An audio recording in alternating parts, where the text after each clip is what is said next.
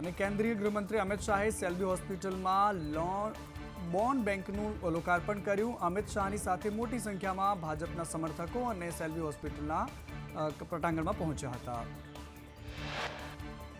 કેન્દ્રીય ગૃહમંત્રી અમિત શાહે કલોલમાં નવનિર્મિત ઓડિટોરિયમનું પણ લોકાર્પણ કર્યું। વિવિધ વિકાસલક્ષી કાર્યોના લોકાર્પણની સાથે રેલવે અંડરપાસનું પણ ખાતમુહૂર્ત કર્યું।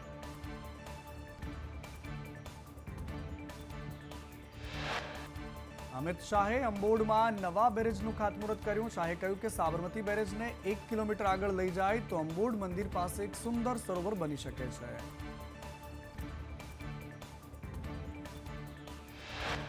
અમિત શાહે કહ્યું કે પહેલા ઉત્તર ગુજરાત ડાર્ક ઝોનમાં આવતું હતું।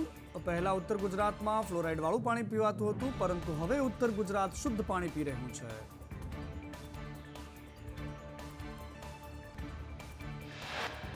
મુખ્યમંત્રી ભૂપેન્દ્ર પટેલે કહ્યું ઉત્તર ગુજરાતમાં 5 થી 8 મીટર જળસ્તર ઊંચા આવ્યા છે। બેરેજ બનતા 3500 હેક્ટર જમીનમાં સિંચાઈ થશે। રાજ્યના વિકાસનો પતંગ વિશ્વ પાર કરી રહ્યો છે।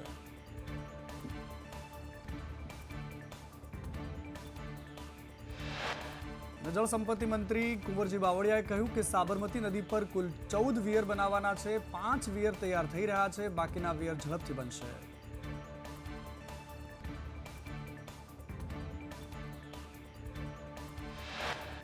કુંવરજીએ વધુમાં કહ્યું કે પીએમ મોદીએ પાણીના પ્રશ્નને અગ્રતા આપી છે। પ્રધાનમંત્રી નરેન્દ્ર મોદીએ સૌની યોજના બનાવી। સાબરમતી નદી પર એક પણ ચેકડેમ ન હતો, 14 વિયર અને બેરેજ બનાવી રહ્યા છે।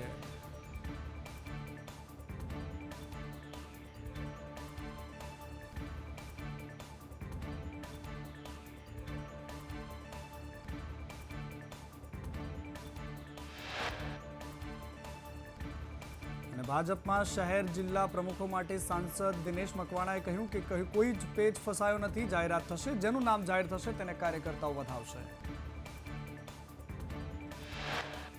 ગમે ત્યારે પ્રમુખોના નામ જાહેર થશે। દિનેશ મકવાણાએ ખાડિયામાં ઉત્તરાયણની ઉજવણી કરી। ખાડિયામાં સાંસદ દિનેશ મકવાણાએ પતંગ ચગાવ્યો।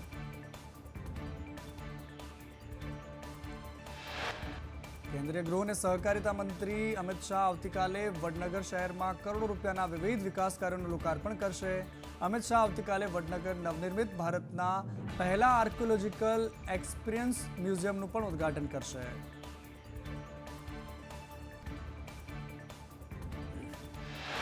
અને અમરેલી લેટરકાંડ મામલે પરેશ ધાનાણીએ પોલીસ પર સવાલ ઉઠાવ્યા। દાળમાં કંઈક રંધાઈ રહ્યાની આશંકા વ્યક્ત કરતા કહ્યું કે એફએસએલ રિપોર્ટ પોલીસને મળી ગયો છે।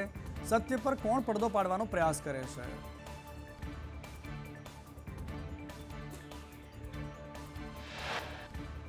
અમદાવાદમાં મહિલા કોંગ્રેસના જિલ્લા શહેર પ્રમુખની વરણી કરાઈ છે। ગુજરાતના વિવિધ જિલ્લા અને શહેર પ્રમુખોની વરણી કરાઈ। અમદાવાદ શહેર મહિલા પ્રમુખ તરીકે ઝીલ શાહની નિમણૂક કરાઈ। મહેસાણામાં ડોક્ટર મેઘા પટેલની નિમણૂક કરાઈ।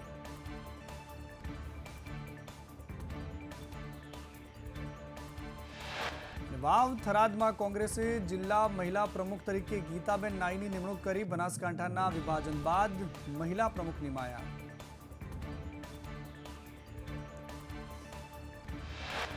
અને ગીર સોમનાથ કોડીનાર ખરીદ વેચાણ સંઘના પ્રમુખ અને ઉપપ્રમુખની ચૂંટણી યોજાઈ। પ્રમુખ તરીકે દિલીપ મોરી ચોથી વખત બિનહરીફ બન્યા। ઉપપ્રમુખ તરીકે એભારામ બિનહરીફ ચૂંટાયા।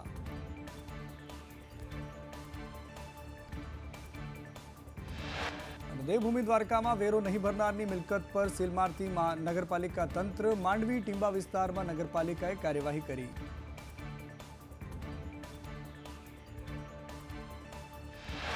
બેટ દ્વારકામાં મેગા ડિમોલિશનના 5મા દિવસે પણ આજે યથાવત રહ્યું।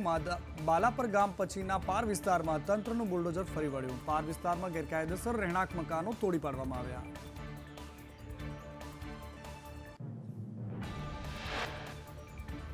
બેટ દ્વારકા ઓખામાં સતત 5 દિવસથી demolition. Rajkot range IG Ashok યાદવે કહ્યું કે 50 કરોડની કિંમતની જમીન ખુલ્લી કરાઈ છે। દ્વારકા જામનગરમાં આવેલા કુલ 35 ટાપુ પરથી તમામ ગેરકાયદેસર દબાણ હટાવ્યા છે।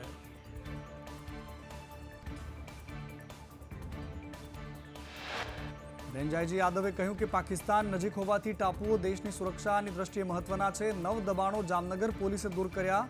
દ્વારકાના 23 ટાપુઓ પરથી દબાણો દૂર કરાયા।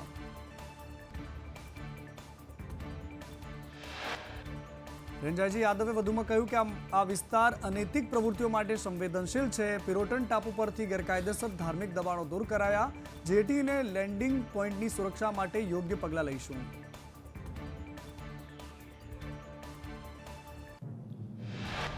આ તરફ મોરબી સનાળા રોડના અડચણરૂપ દબાણોને પણ હટાવાયા. લારી ગલ્લા અને કાચા પાકા મકાનો પર બુલડોઝર ફરી વળ્યું.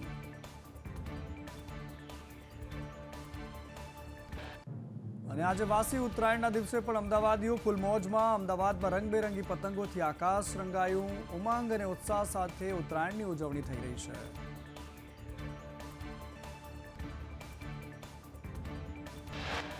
અને દિયોદર બાદ હવે ધાનેરામાં પણ ભુવાજી ધૂણ્યા. ભુવાજીએ કહ્યું કે ધાનેરા બનાસકાંઠા જિલ્લામાં જ રહેશે. બનાસકાંઠા જિલ્લાના વિવાદને લઈને ભુવાજીએ આપ્યું વેણ.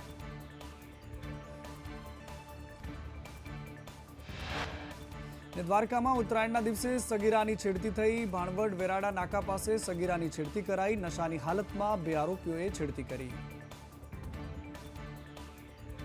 અને અમદાવાદમાં પેલેડિયમ મોલની બવાલમાં 3ની ધરપકડ થઈ હોવાનો ડીસીપી બલરામ મીણાનો દાવો. કહ્યું રોહિત વણજારા, પ્રેમ ભાટી અને દિનેશ વણજારાની ધરપકડ કરી છે.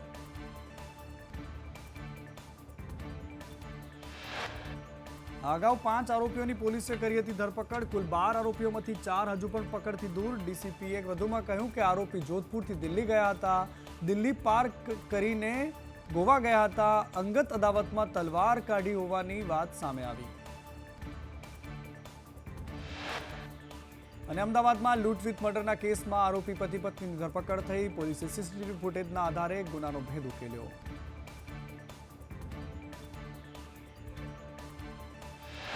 એનઆરઆઈ કનૈયાલાલ ભાવસાર કેનેડાથી પરત આવ્યા હતા અને અગાઉ મહિલાને મસાજ માટે બોલાવતા હતા. આરોપીઓએ 1.5 વર્ષથી મૃતકના સંપર્કમાં હતા.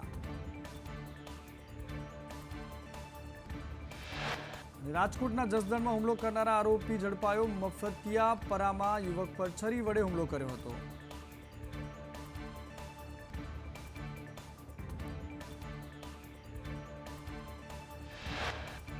ભરૂચની સેન્ટ ઝેવિયર સ્કૂલના આચાર્યની દુષ્કર્મ કેસમાં ધરપકડ. ધોરણ 10ની વિદ્યાર્થીની સાથે અયોગ્ય વર્તન કર્યું હતું. 11 જાન્યુઆરીએ આચાર્ય વિરુદ્ધ ફરિયાદ નોંધાઈ હતી.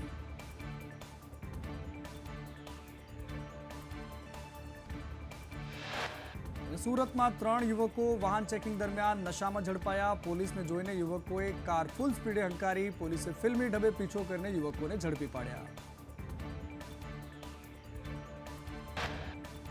અને મોરબીમાં ગાયો ગુમ થવા મુદ્દે વધુ એક ફરિયાદ થઈ. માળિયારના ચીખલી ગામના પિતા પુત્ર સામે ફરિયાદ નોંધાઈ. ધાંગધ્રાના ગોપાલે 50 ગાયો ગુમ થયાની ફરિયાદ નોંધાવી.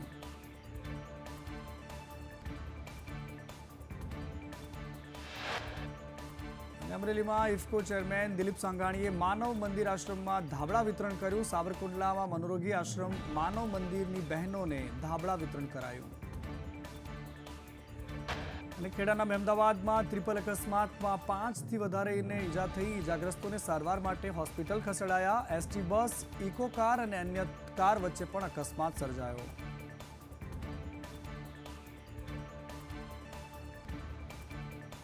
રાહુલ ગાંધીના મોહન ભાગવત અંગેના નિવેદન પર તેલંગાણાના મુખ્યમંત્રી રેવંત રેડ્ડીએ કહ્યું કે રાહુલ ગાંધીએ જે કહ્યું છે તેમાં વૈચારિક મતભેદ છે. કારણ કે ભારતની સ્વતંત્રતા સંગ્રામમાં આરએસએસે કોઈ જ બલિદાન નથી આપ્યું.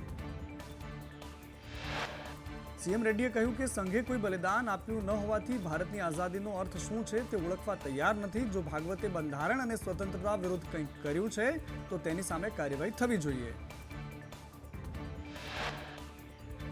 અને આરએસએસ ચીફ ભાગવત અંગે રાહુલ ગાંધીના આપેલા નિવેદનની હરદીપસિંહ પુરીએ ટીકા કરી. કેન્દ્રીય મંત્રી હરદીપસિંહ પુરીએ કહ્યું કે રાહુલ ગાંધીને કહો કે તેમની માનસિક સ્થિરતાની તપાસ કરાવે.